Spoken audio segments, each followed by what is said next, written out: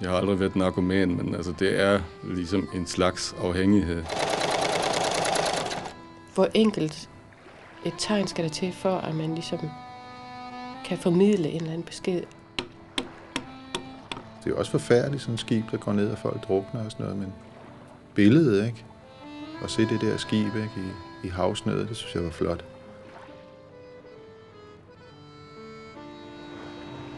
Jeg har altid, siden jeg var barn, sådan fascineret, når man så styrmand Carlsen, som han hed, ikke? På Flying Enterprise. For 2 år siden startede Bjørn Kromann Andersen et tæt samarbejde med andre kunstnere. Omdrejningspunktet blev hurtigt havet og de maritime kræfter.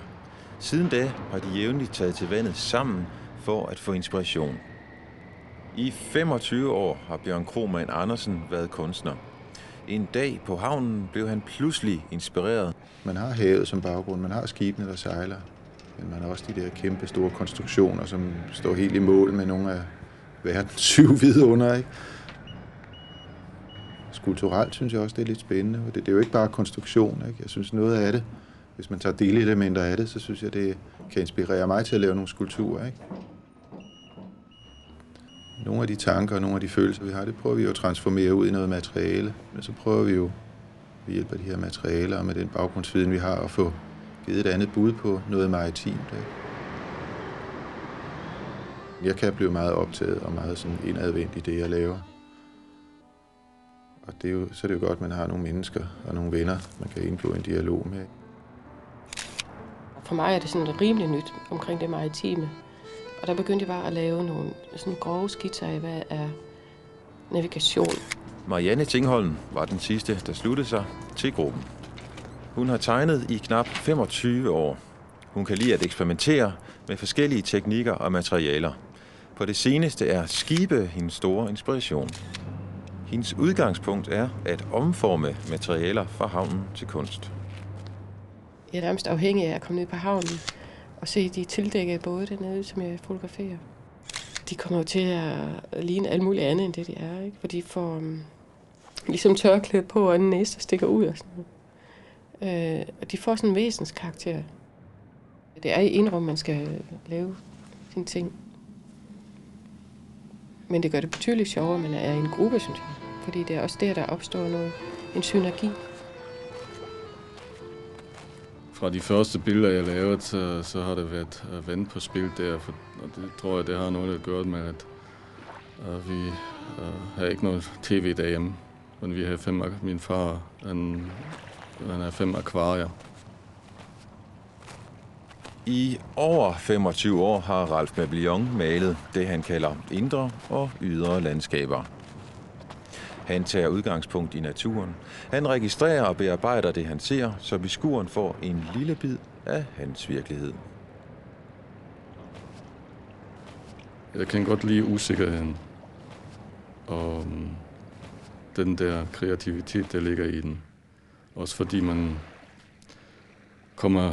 jeg bliver selv presset ud i en situation, netop den der bundløse, som man har i vandet, hvor adrenalin, den kommer op i en. Når man går en tur ved strand en gråværsdag, hvor det er totalt tåget, og man måske ikke ser så meget, man bare hører nogle lyde. Det er det der, at man ikke ved, hvad der pludselig kommer ud af togen. Det er så spændende. Det er godt med den der åbenhed, vi har, og det der tiltro, vi har til hinanden.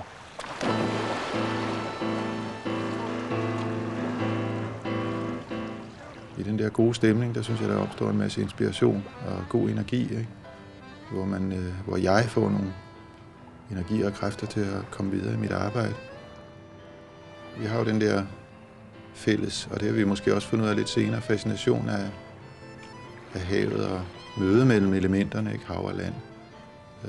Ralph og Marianne, de bader jo meget, eller roede kajak i overvis. Det giver en sug i kroppen, som jeg har aldrig været narkoman, men altså det er ligesom en slags afhængighed. Fordi hver gang man får den der sug i kroppen, så længes man jo efter næste. Det værste, det er simpelthen at komme i gang. For at få en under dynen og stå op og komme ud af huset. kan jeg gå som katten om den varme grød, inden jeg starter på et nyt billede. Tommel, den der jomfruelighed er ikke til at holde ud. Altså, jeg synes, det er det værste. Og nogle gange, så kan jeg blive så desperat og sur på mig selv, at jeg simpelthen bare starter med et eller andet. Vi besøger hinanden og kigger på hinandens ting, ikke? Og det kan jeg altså virkelig godt lide. Ja. Hun er meget spontan. Hun siger tingene, som hun lige fornemmer dem, ikke? Fordi jeg uddannet grafiker og valgte at arbejde på sejl. Fordi det er meget oplagt med noget tegning og tryk og sådan noget. Og så er jeg sådan set også glad for at sy. Så er jeg også meget optaget af den måde sejl er syet op på. Og jeg ser det som en stor udfordring at arbejde med den begrænsning, der egentlig ligger i det, at vi skal forholde os til et emne. Hvis vi har måske nogle problemer med et eller andet billede eller et værk, vi er i gang med, så er det også meget godt at vise det frem. Altså det, jeg har brugt, det er sådan en almindelig træbrænder. Der skal ikke så meget til, altid. Bare det at vide, at der er andre, der arbejder på de samme problematikker, eller har den samme opgave foran sig, så kan man gå styrket tilbage. Jeg kan godt lide at bruge mine kræfter. Jeg kan godt lide at være træt. Jeg kan godt lide, at der skal sådan lidt, man skal kæmpe lidt med materialerne. Duften er forskellig for hver træsort, man bruger. Noget er sådan helt næsten euforiserende. Det er sådan lidt problematisk, når man laver sådan nogle store ting, som jeg indimellem laver, ikke? Altså, det er jo sådan måske en måned eller tos arbejde, ikke? Som bare får hammeren. Men det sker ikke så tit. Jeg har gjort det nogle gange. Men det er sådan noget med det, puha, det skal dø. Det skal dø. Så er jeg færdig, og så kan der måske opstå en eller anden tomhed og limbo-tilstand, ikke? Det er rart at se, at selvom vi arbejder tæt sammen, at vi så ikke arbejder ind over hinanden og træder hinanden over tæerne, men vi stadigvæk beholder hver vores og får en god kontekst i det.